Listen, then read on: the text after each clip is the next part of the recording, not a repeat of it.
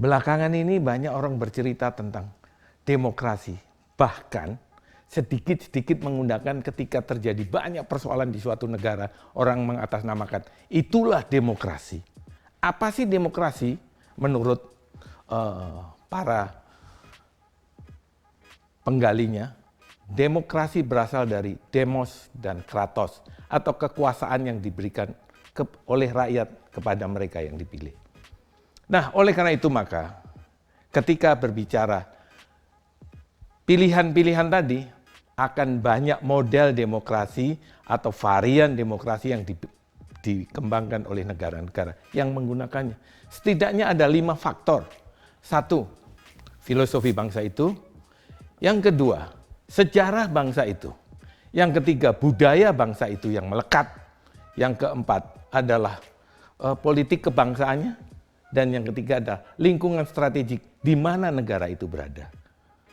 Nah, oleh karena itu apabila sebuah negara menggunakan demokrasi yang digunakan orang lain, mencontek, mengcopy paste demokrasi orang lain, itu adalah tindakan yang naif dan tindakan yang tidak patut untuk kita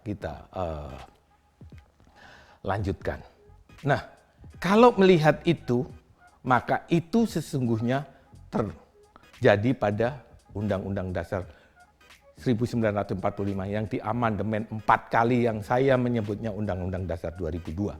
Undang-Undang Dasar 2002 adalah Undang-Undang Dasar yang sudah jauh melenceng dari hal-hal yang saya katakan tadi. Setidaknya 5 faktor yang saya katakan tadi. Nah, oleh karena itu dengan keadaan yang seperti ini, situasi kita dalam kondisi yang tidak menentu seperti saat ini. Waktunya kita bersama untuk melakukan kaji ulang Undang-Undang Dasar 1945 untuk mencapai demokrasi politik dan demokrasi ekonomi guna mencapai keadilan sosial bagi seluruh rakyat Indonesia.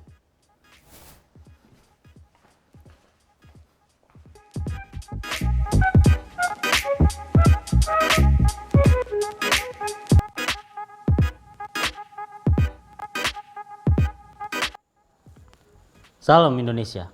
Sah-sah saja ada yang mengaku dirinya Pancasilais, tetapi tidak mendukung kaji ulang perubahan UUD NRI 1945, mereka adalah munafik. Bro, gimana perkembangan demokrasi kita sejak terakhir Undang-Undang Dasar di amandemen tahun 2002? Demokrasi mungkin. Demokrasi ya. Maksudnya demokrasi? Itu cuma plesetan dari demokrasi. Menurut saya, kenapa saya bilang demokrasi? Karena demokrasi yang dipakai saat ini bukan demokrasi yang kekuasaannya di tangan rakyat, tetapi kekuasaan di tangan politik partai.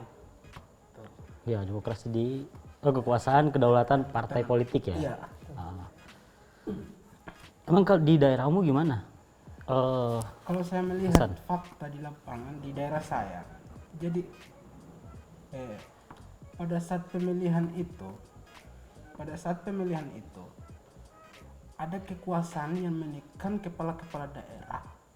Untuk kepala-kepala daerah itu menekan rakyatnya untuk mencoblos paslon yang dekat dengan penguasa tersebut, sehingga paslon itu menang dengan dijanjikan janji-janji yang manis ketika paslon itu menang.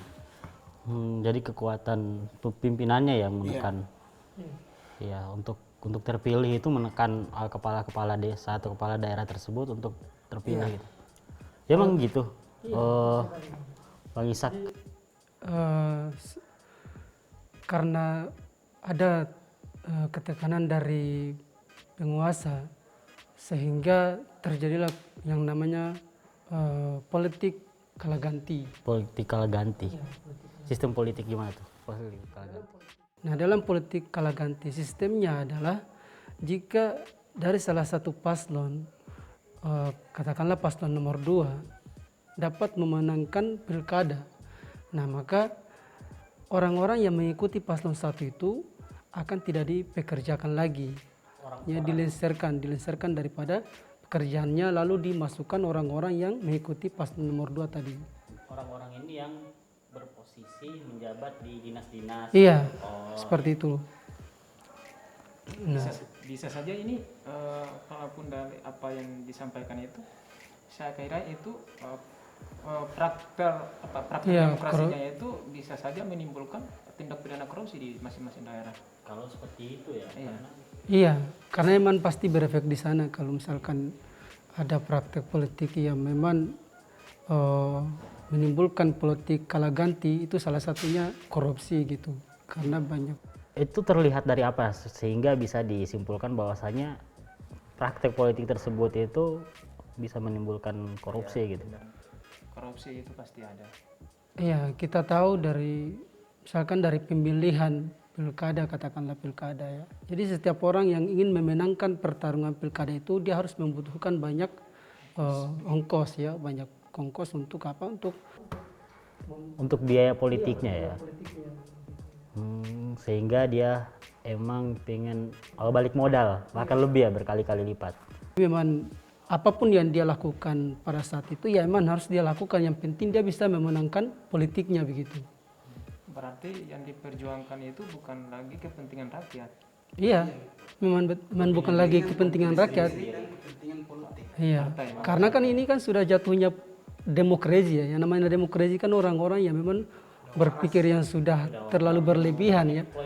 Iya, eksploitasinya iya untuk diri sendiri. Kebetulan demokrasi Nah, yang langsung kan, di kita ini kan demokrasi langsung. iya. Dan demokrasi langsung itu aslinya juga ya tadi Iya. yang menjalankan kedaulatan rakyat ya, mereka yang dipilih oleh rakyat.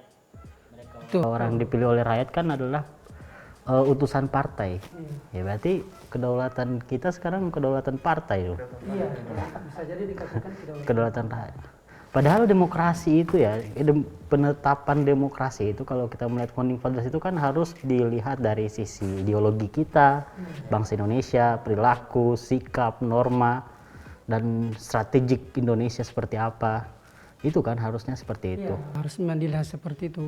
Karena ideologi itu kan menjadi sebuah ukuran bagaimana bangsa itu ya dapat berjalan atau menjalankan demokrasinya dengan baik itu harus dengan arah ideologinya gitu kan. Bener, apalagi kita kan memang sebagian besar kita masyarakat, bukan sebagian besar, emang kita dibentuk oleh masyarakat komunal ya, yang berkomunitas-komunitas seperti itu. Emang yang saya pahami demokrasi emang yang diinginkan itu adalah demokrasi keterwakilan itu. Bahwasanya dari masyarakat komunal tadi diangkat menjadi satu ke arah nasional, itu diwakili oleh kelompok orang-orang kelompok tersebut gitu. Bisa jadi ini adalah bagian daripada praktik demokrasi yang memang tidak memperlihatkan atau mempraktekkan demokrasi yang memang itu adalah perwakilan rakyat, yang dimana kita lihat, yang dimana pada era dulu ya, secara demokrasinya kita aspirasi kita itu langsung, artinya kita terwakili. Iya, karena memang kita patokannya kan dilihat dari demokrasi adalah dari rakyat untuk rakyat ya. Jadi rakyat itu diwakili, mempercayakan seseorang untuk mewakili aspirasi mereka, bukan langsung mereka semena-mena mengambil hak sendiri untuk lalu melabui hak rakyat, itu kan tidak. Akhirnya diselewengkan kan, ini yang demokrasi one man vote ini kan agak diselewengkan ya, sehingga yang kita maknai saat ini kedaulatan itu ya kedaulatan partai politik. Iya sih. Inilah Undang-Undang Dasar 2002. Instrumen negara untuk mengkebiri kedaulatan rakyat sebagai ciri demokrasi Indonesia.